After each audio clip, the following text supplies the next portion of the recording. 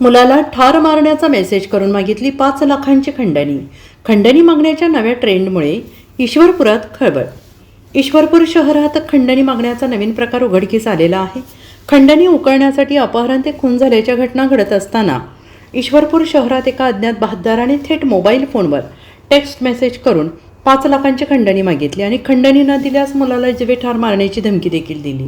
आणि हा प्रकार 26 नोव्हेंबर ते 6 डिसेंबर 2025 या अवघ्या 11 दिवसांच्या कालावधीत घडला आहे. याबाबत वडील विनायक गजानन साळी, वय वर्ष 66, राहणार विनायक नगर, कोल्हापूर रोड, इस्लामपूरचे निवृत्त कर्मचारी आहेत. त्यांनी पोलिसात फिर्याद दिली आहे. त्यानुसार मोबाईल क्रमांक 9575 89 19 29 वरून संदेश पाठवणाऱ्या अज्ञात व्यक्तीविरोधात भारतीय दंडसंहिता कलम 308(5), 351(4) अन्वये गुन्हा दाखल करण्यात आलेला आहे. या अज्ञात संशयिताविरोधात ओळख लपवून खंडणी मागितल्याचा गुन्हा नोंद करण्यात आलेला आहे.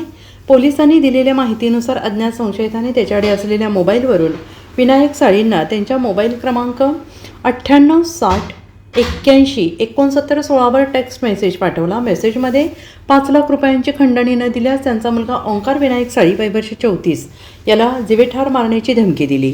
विनायक साळी हे महसूल खात्यातील अव्वल कारकून या पदावरून निवृत्त झाले, तर ओंकार परजिल्ह्यात खाजगी नोकरी करतो. खंडणी मागणाऱ्या अज्ञात संशयिताने थेट मोबाईलवर मेसेज करण्याचे धाडस केल्याने आणि त्यातच मुलाला ठार मारण्याची धमकी दिल्यामुळे शहरात खळबळ उडाली आहे. Bureau report, SBN Marathi, Ishwarpur.